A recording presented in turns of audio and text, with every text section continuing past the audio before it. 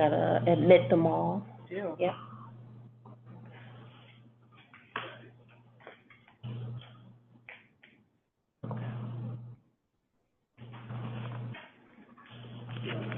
Scheduled to speak, joining us today. Mm-hmm.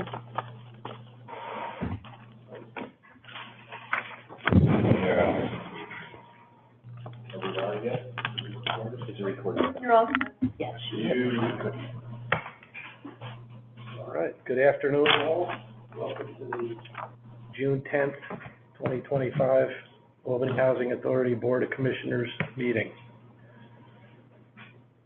We have no scheduled speakers for the community forum, so we can move to action items and get a motion to approve the May 3rd, 2025 Commissioners meeting. I'll make that motion. Can I get a second? Second. All in favor? Aye. Item number 06-25, a resolution approving the contract with Master Seal Authority for the replacement of windows at 620, 624, and 628 3rd Street, Chiquita. Thank you, Chairman. This is just to replace 3 single-family homes that we have located at those addresses. Just kind of due for replacement. The current windows have fully become obsolete in the sense of they need to be replaced. That's it. Nothing special. Any questions, comments, concerns? Do we qualify for programs or anything with NYSERDA or no? No, this will be paid through per the information in your packet. I believe it's CFP. 23. Yep. What were those bills again? 20. Don't quote me. 20. Probably 12. Between 10 and 12. Yeah, might have even been sooner. They've been around for a long time.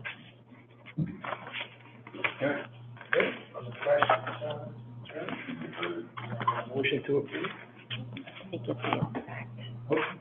Second? Second. All in favor? Aye. Item number 06 Item number 06-25-17, resolution authorizing the write-off of certain collection losses. Thank you, Chairman. Again, these are collection loss. You'll see as outlined in the resolution, the amounts and what they're contributed to. Some are damages, fees, and then the others are rents.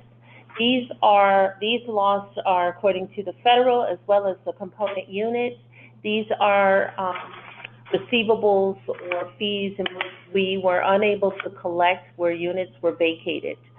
Doesn't mean that we can't go after them later or it's not recorded. It's just not an active collection effort as it relates to termination of fees, et cetera. These are not active residents. Questions, concerns? She answered the question. We'll be able to go back after that. Yes. But we are. Yes. Good. Further questions? And this is just the normal procedure that we normally do in there, right? Correct. You'll see these quarterly.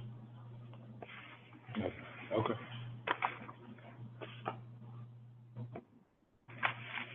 Can I get a motion to approve? Motion. Make that motion. Second. All in favor? Aye.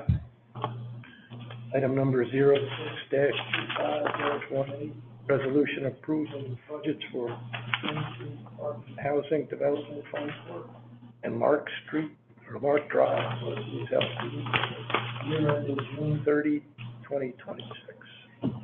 Okay. Thank you again, Chairman. These are our annual budgets, fiscal year budgets, I should say. Patroon is part of the Housing Authority's portfolio, whereas it is paid for directly through the Housing Authority. It has no subsidies attached to it, outside of ACC units, which basically is public housing. That being said, rolled out the budget for this fiscal year. You'll see outlined behind the resolution. You'll notice the operating revenue as well as the expenses, where we also have the total required expenditures, where you'll notice is subtracted from the 16,000 of operating income, which leaves us with a balance of operating of 2,400. There's some breakdowns as it relates to the reserves, replacement reserves, such as the Navion water heaters, common hallway paintings, and the AC air conditioner condenser replacement. So we'll utilize those funds in order to replace those and maintain the hallways. This is really a snapshot. If you recall, this is also the property that we are currently under contract with Home Leasing, which has been extended in the sense that while they work out on their end what they're going to do prior to possibly obtaining this property. Do you have any questions? What would be under tenant services? There's nothing there, which is okay, but I'm just curious. So sales and services, and I have our CFO here, that would be collections, what we pay. They're talking about. Are you talking about above? Tenant services? Tenant services? Tenant services. Oh, I'm sorry. What would be in that category, that's all. Like you said, just for my knowledge, there's no money there, so. So an example might be, let's see, if we have a particular program or something in which we pay for that's applicable, that's directly servicing those residents, what else would it be? Well, if there's any reimbursement captured right, to the tenants, if there was damages to their property, yeah, their property, that we would have to provide back to them. that type of stuff. Got it. This is only from my own knowledge. And I spoke correctly, right, about the other services, if we were paying for it, yeah. Questions, comments, concerns?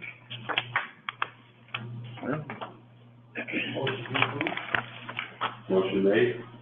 Second. All in favor? Aye. Item number 06-25-19, resolution approving the federal Central Center budget for the year ending June 30, 2026.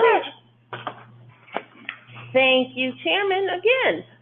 This is our federal budget that we present to the board every year for the upcoming fiscal year. We have made some adjustments in light of, the uncertainty, particularly at the federal level. So we've taken some extreme measures. You will have noticed when you walked in, there was kind of like an outline on top of your binder place that kind of gives you a snapshot. I did invite Brandon Underwood, our CFO, to kind of give you an overview and to, answer questions if you have any. But basically what we decided to do is take the extreme on the somewhat of the worst case scenario. I will say that since she and I had gone over the budget, actually today we received notification for an example. Yeah. We calculated benefits at a 10%. You will notice, I'm not sure if it's noted there, but it should be noted that today there's a possibility of an increase of 15.4% on health insurance alone. So these are the uncertainties that we are facing, unable to truly provide an actual budget outside of these extremes that were taken. We did the proration of our subsidies as low as 80%. I want to say that the last time that we had 80% proration was 2015. Yes. It was year 2015. Not necessarily saying that that's what it's going to be, but because of the uncertainty, we took the worst case scenario in order to do our best to balance the budget. I'm going to pivot to Brandon Underwood to kind of close some of those gaps and answer some of the questions that are not necessarily written Okay, I'll run down this list and then we can get into any questions. So as Chiquita said, based on the uncertain climate in Washington DC, we decided that we needed to be very conservative in our income side. So as far as for federal operating subsidy, we did an 80% proration, which would result in a $923,000 deficit of income year over year. So in order to make up for that, we would be utilizing our 2025 capital fund operations funds, which normally these are typically reserved for unexpected operational needs and small non-eligible CFP projects, but we'll have to utilize those monies to make up for that potential loss of subsidy. It will leave a small amount of, plugging that gap will leave a small amount of those that operate CFP operations, but as we discussed, that those dollars that are left, if the 15.4% healthcare increase would be what would happen, those monies would be used to cover that. As far as on the expense side, we've based our estimates on historical trends and current data that we're receiving. Our liability and umbrella insurances, we use an 8% increase. That's based on our 2025 increase of premiums year over year. Our auto insurance, we used a 19% increase. That's based on the current premium that we received. Our utilities, water was increased at a 10%. That's based on historical over the past 3 years. Our gas and electric, we increased our expense there 7.5% based on informational pricing received from National Grid. On our payroll and benefits side, our payroll, we have in the budget a 2% salary increase.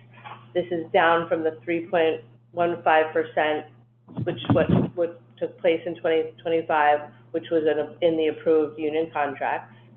On our benefit side, the healthcare costs, we increased at 10%, which was an average of the past 3 years. As Chiquita said, we received some information from CDPHP that this could potentially be up to 15.4%. And that would be, as I'm repeating myself, that would be made up for the balance of the CFP operations that had not been spent. Is the 15% what they're seeking approval from the state? It's proposed, yes. They usually don't get that, though, the whole amount, when it comes to the state. In the past, All of it, but they're gonna get some. it's going to be double Part of digits. it, yeah. It's just where is it going to fall between 10 and the 15.4, but I don't obviously we don't expect it to be any more than 15.4. But it can fall anywhere between 10 and 15.4%.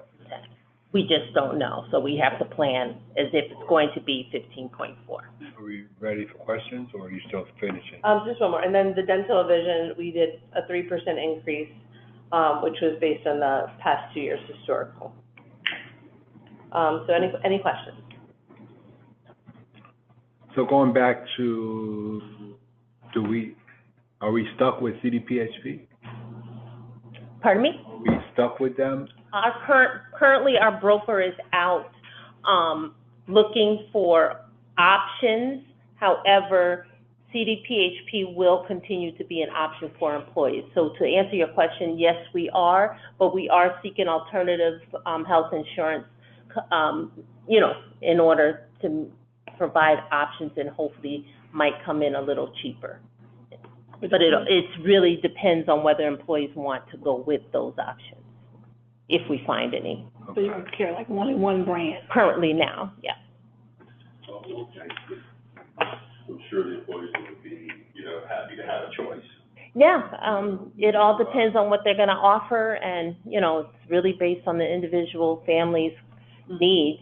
Some people wanna stick with their doctors, and whatever might be offered might not carry or be in network. And going back up top with 8%, are you following is that an in-house formula, or is that a federal formula? So based on, we're allocated an award for all of our properties, an operating subsidy amount, and HUD will prorate that on a monthly basis.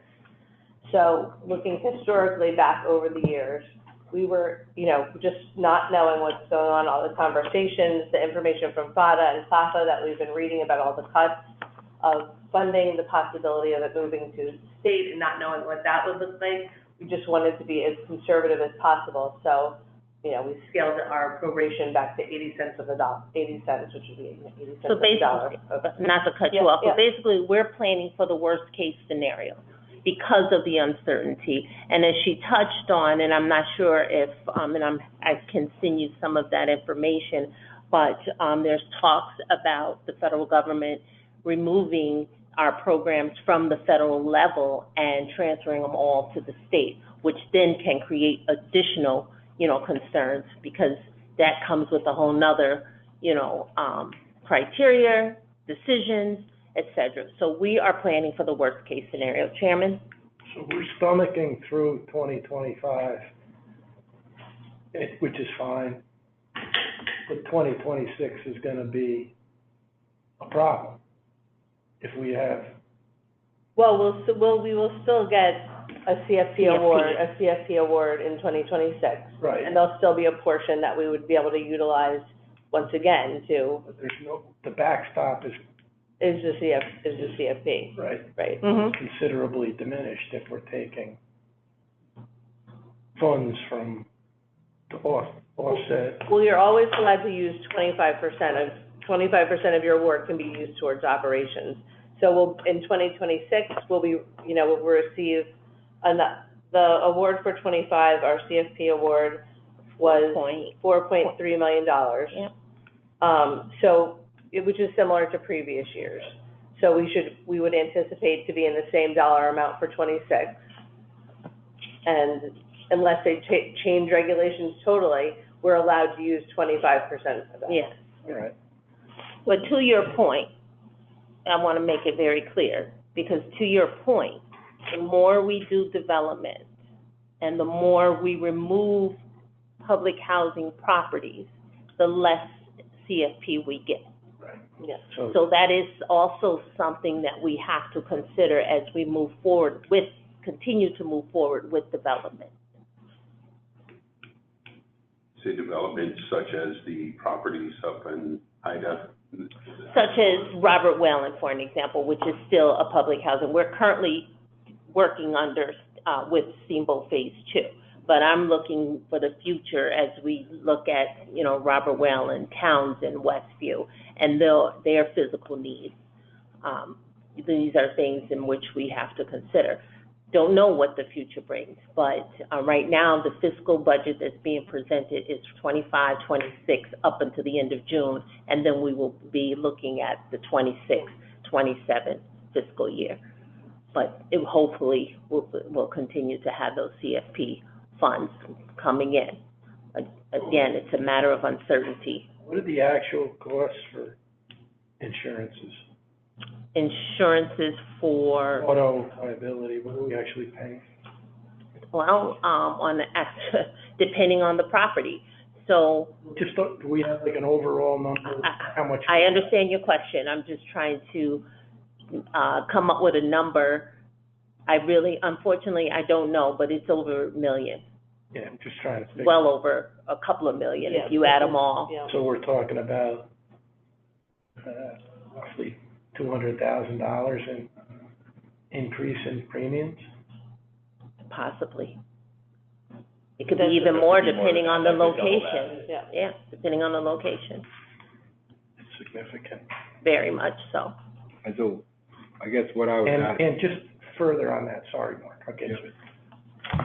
When we have instances like we've had in the last several months where there's been some public demonstration, Yes. our insurance companies, our property insurance companies are aware of that, and do we get hit? I don't know necessarily if they're right away aware, but they do search and they do look, Google. So absolutely.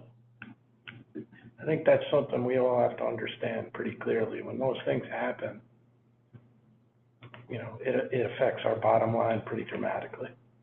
And, a couple of those things were just purely politically motivated. Absolutely. And Very.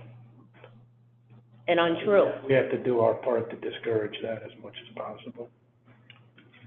Yeah, I think that's the educational piece that I was talking about, that elected officials, unfortunately, I have to look at you because you're an elected official. Yeah. You know, Some that's, people don't want to be educated. Some people just want to create problems yeah, well, for their own personal gain, whether it's true or not. That meeting that we kind of met after the meeting before we met with public officials, that, it cleared up a lot That was very of beneficial. misunderstanding with, Yeah. who controls what, who's responsible. Correct. and that's important. I mean, that's the thing.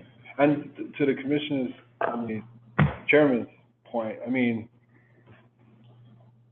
you know, insurance, they don't care. They just Google and things go up, you know? And then we have to, you know, but anyway, I was going back to my question. I was just asking, are we following like a national, is there like other housing authorities that are doing similar things? Are we looking at them? So in the first bullet where it says CLAFA and FADA, Yeah. those are national organizations, whereas they push down best practices. And this is where we're gaining our information. And honestly, you know, they do share and make suggestions. HUD has made some suggestions. It's really based on the housing authority, because unlike ours, we're very complex. There's many in this community or in Capital Region that are still just public housing, which their scenario is a little different than ours. Right. So although there are some basic best practices, there are some in which we are a little more unique, whereas we have to take a different measure because of our circumstances. And in some cases, we're actually in a better position. Like the funding shortfall, for instance, for some of those other authorities, it's higher because they're more dependent on the federal system. Correct. You know, just so I'm clear, and I think I do understand this, the amount that we're going to be short, the almost $1 million, okay, on the second bullet, Yep. that's covered by 25%, which is what we're getting from the federal government. We're filling the gap. We're filling the gap. Now, next year, what if that goes down, we're still able to take 25% of whatever it is? Yes, correct. Fill That's whatever the baseline that you can take. Now, how long, and it's a very tough question, how long can something like that last? Well, We're having shortfalls almost Every year, we have to borrow from Peter to pay Paul, whereas that should be something that's going to other parts of the organization. understanding your question, there is, unfortunately, you don't know your proration too far in advance. So it is a matter of taking the measures. So for an example, there are certain programs in which we participate and we partner in. Automatically, we're looking at that and saying, we can't fund any programs this year. There are certain things that we internally have to look at and say, what can we do to cut some of these operating expenses? Now, for an example, you can't necessarily stop cutting grass. You can't stop, mulching. You can't stop making repairs. You can't avoid someone starting a fire. These are things that create this offset. In addition to, as you know, I brought it here. I want to say we are still on an average of $2.7 million in outstanding rent. Those are things that we can't necessarily collect or control. You just saw that we wrote off so much I don't know it off the top of my head, a few $100,000 of rent, fees, damages. These are things in which we do what we can to enforce our lease, but there's other factors that prevent us from doing so. So unfortunately, I can't provide you that answer, 100%. I can only assure you that as we continue to watch our budgets and, she and I meet and look at what we can and cannot do in terms of cuts and, kind of pulling back, we're watching it closely. We're hoping that this is not the scenario, but if it is, we're prepared and we'll continue to be prepared, to do what is necessary to maintain. I hope that helps. Even when you first started, just saying you can't look too far into the future. Mhm. That answers it right there. But thank you for the additional. Absolutely. Sure. Okay, I'm done. Thanks, all. Any other questions? This won't lead into like, cuts as far as employees. Cuts in, Or, I can't answer that question right now, as this budget, as you're looking at it with the current payroll and those who are on our staff, right now it's maintaining those positions. But unfortunately, you don't know what Washington is going to do. But we're doing everything that we can to make sure that that does not come to reality. Well, I thank you both for doing your job. Thank It's you. a tough, Well done. but I appreciate it, Thank you. I'm sure. Other questions, comments, concerns? Can I get a motion to approve? motion to approve. A second?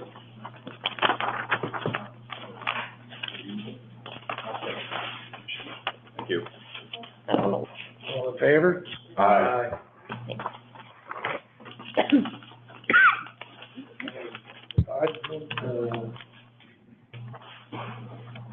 Marketing program update? Yes, let me just turn to, Sure. huh?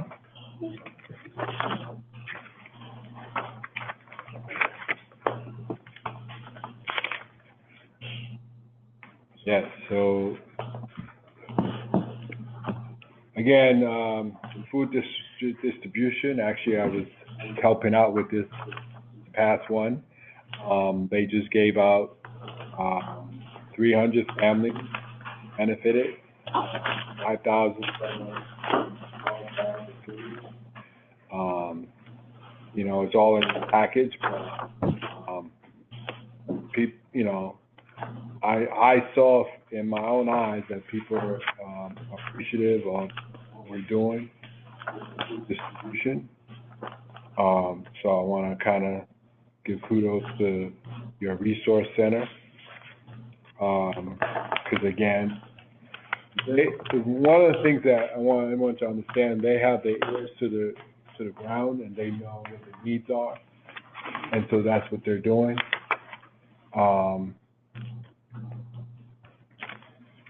And I don't know if you want to talk about this new resource center offices that they have in a different. Yes. Because the original one is over here on Green Street, but I think they're opening up more. We have one office that is opening up at Ida, we have one that's opening up at Townsend, and then they also do just drop-in hours at other sites and activities. And what they did, they actually did like the resource center on tour, so they were like, Yep. and they saw the need was great. They need an office at these sites, which makes sense. They're also partnering with Ned, which, again, Albany Med hires staff and interns to have office hours, I guess, Mm-hmm. at these sites.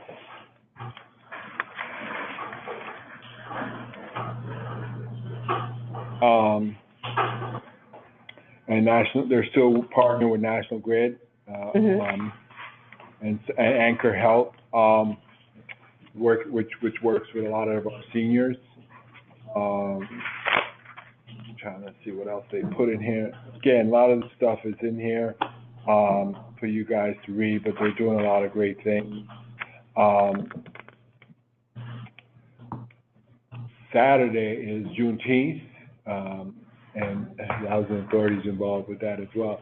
But because of the rain that's been happening every weekend, we're working on a rain site. We're working on a range site, either Giffen Elementary School or, possibly we're looking to rent. We have about 6 large tents, reserved, as backup, because, you know, we have over, close to 60 vendors. And we have a good line of entertainment. And so we're looking forward to it. But the rain is raining on our family. So having fun. So outside of that, In a minute. oh my God. And, you know, we're gonna push it to the next weekend, but I'm looking at the weather. I'm now gonna become a weatherman, because I've been learning more about weather than I used to. But it looks like it's gonna rain next weekend too. So it's like, you might as well keep it at this weekend and not try to push it to the next weekend. Plus, you know, it just gets crazy. But anyway, I had a question. yes. So for those resource centers, there used to be the one in Ida. So the one in the low rise, is that meant to replace the Cromwell Center, or will there still be? So, two different things. Right. So, the Cromwell Center is basically grandfathered in from years ago, what used to be. The resource center that I'm referencing is the one that's on the hill, in that, The space that you're working on, yes. Yeah. That's the actual resource center. The Cromwell Center used to hold programs, and, you know, there were certain hours, wasn't a daily event. We are looking to see the best use of that space. We're still looking to bring programs. We're still looking to have hours there. But what that's gonna look like, I can't answer that right now, because they're focused on opening the other 2 satellite sites. They still, even when it was open, had programs there. We did receive some feedback from organizations that provided a program there. It wasn't a positive feedback in terms of how they were treated, but we're looking to hopefully bring back some that decided that they did not want to go back to that center, but now hopefully we can rebuild those relationships and have activity. I'm hoping I'm answering your question. Okay. Does that conclude your report? Yeah. Unless there's any other questions, my first question of the year, don't answer. But, yes, okay. Chairman, if I can go back to advisement. Yeah, Okay sure. with that? You will see under advisement that we are looking to, provide or update our office hours. You might, let me see, were they provided that in the binder on this side? No? Okay. So on what we're looking to do is to increase a lot more productivity, and what happens is you start to get walk-ins, you get interrupted, things get kind of put on the back burner, and we really need to focus on particularly being down staff.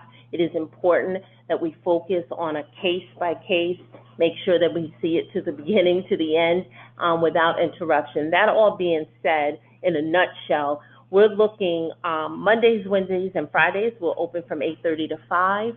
On Tuesdays and Thursdays, we're going to close at 4 to ensure we're not leaving, but we're going to close at 4 so that we can focus on returning phone calls, completing files, you know, being productive during that hour. In addition to that, so that we are increasing our productivity, we are looking to close during lunch hours, 12 to 1. That will keep us from having to pull someone from their department to cover the front desk, which in essence, they're actually out of their, unable to do their job for 2 hours as opposed to 1. So we're looking to have that all go into effect July 7th. Section 8 will be closed to the public on Fridays. They can go through, address all moves, ports, et cetera, that's necessary, and completion of annuals.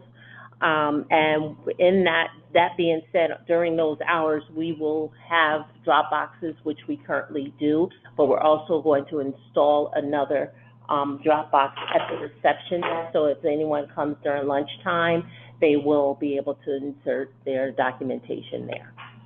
What was ours again, Monday and Tuesday? I'll give you a copy. Yeah, I'll give you some, we'll send it out in an email, okay? And we're gonna post it so that everyone will be aware come July 7th. All right. Sir, topic. Yep. If tenant have an emergency, Section 8 emergency on Friday, I have to wait till Monday? Well, depending on the Section 8 emergency, what type of Section 8 emergency would you say they would have? Because maybe I can explain how Section 8 works. There's typically no Section 8 emergency. Oh, okay. And any work order emergencies, yes. Okay. I don't know, I'm just asking, because I know tenants, We're working. Emergency. We're working. So what that means is checking voicemails, returning phone, not having the walk-ins. Okay. So anything that needs to immediately get addressed, the hope is it will be addressed on Friday when they don't have those walk-ins and the interruptions. Okay. And then you said the other point was. And let me keep in mind, section. Would still be open though, right? The, helpline. So Helpline. I'm past Section 8 now. Work orders are 24/7. Huh? Work orders are 24/7. Okay. So Yes. if there's an emergency. Absolutely. Yeah, okay. Staff is still on. I'm more or less, Fridays is just the Section 8 department. We're still working, and we're open until 5 on Fridays. Okay. And our maintenance guys are still working. That has not changed. Okay. And then, of course, we'll do our best to communicate this to all our residents. I just said we're gonna send it out, post it, and everything before we go into effect on the 7th, sir. Okay, cool. Yep. Yeah. And I'm all for it if this is what you want to do, whatever, but would you consider doing it as a pilot for a few months? This is what it looks like afterwards, and if you truly got the benefit out of it, that you really... It's just like anything else, we roll it out. If it needs adjustments, we do it. Absolutely. It's not etched in stone. But we did do a pilot for Section 8 on Fridays. We closed it down, no walk-ins, no anything, and it was very, very successful and productive. Good. Yeah. I'm just making sure, because I know there's people out there to beat you up on everything. There always are. So, I have to do what's best for us to ensure that we do our job. Right. And No. no different than DSS. They close at lunchtime.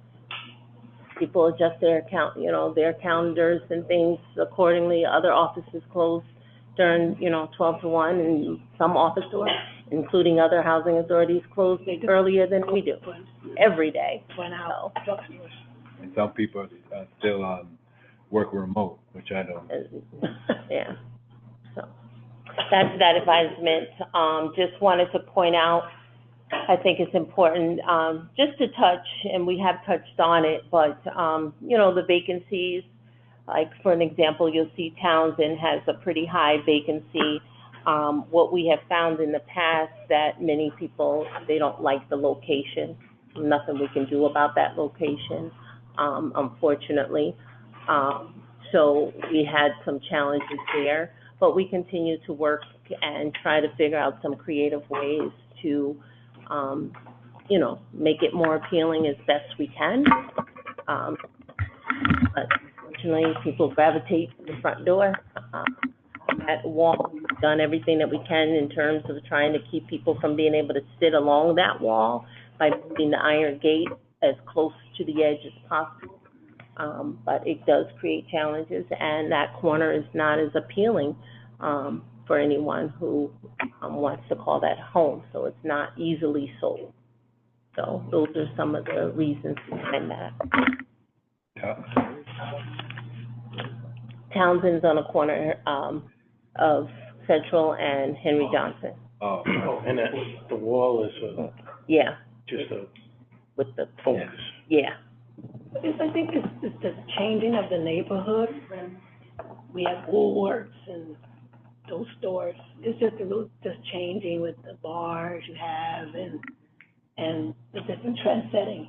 And, I know you think it's not, attractive, but I think it's the change if they change the behavior of the neighborhood, I think you change the neighborhood of the housing. But the way the neighborhood is changed and hasn't really no growth on Central Avenue, from my eyes. It hasn't been any growth. There's no beauty. Yeah. There's no- It's a challenge for us. It really is. But not just from us, it's just, No, I agree, but I'm only can focus on us and, Yeah, just- because that affects our occupancy levels. It has created a, But challenge. I agree with you, because actually, I think they're gonna be moving the med clinic. I know they were talking about it, but, is that definite? Oh, 'Cause in 1 minute I read that it's not, I'm not, there's some The last article pushback. I saw was that it was gonna go forward. It was. I would think Kelly's Being on the way. Yeah. legislator, That's what I read too. council, the, clinic moving from Central Ave? That's what we're supposedly. There's been talk of it, there was plans to move it out to the extension, but pushback from folks out there, so it's kind of,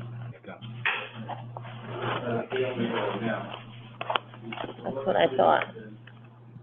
There's opposition to it, so it's kind of stuck. Well, That's the last thing I read, yeah. we're gonna have a new mayor, so hopefully we have some movement on that come January 1st.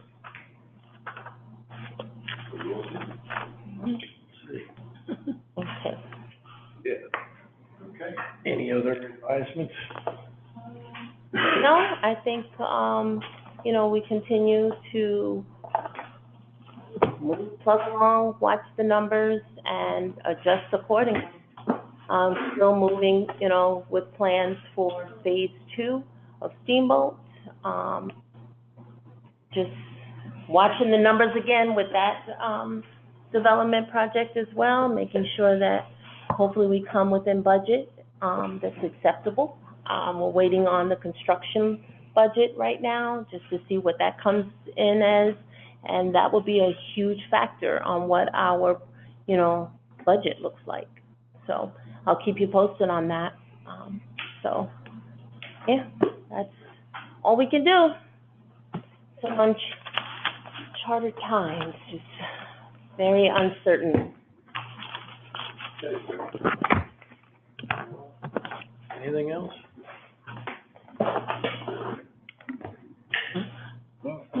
Motion to adjourn? I'll make that motion. Get a second? All in favor? All right. Meeting's adjourned. For the next 2 days,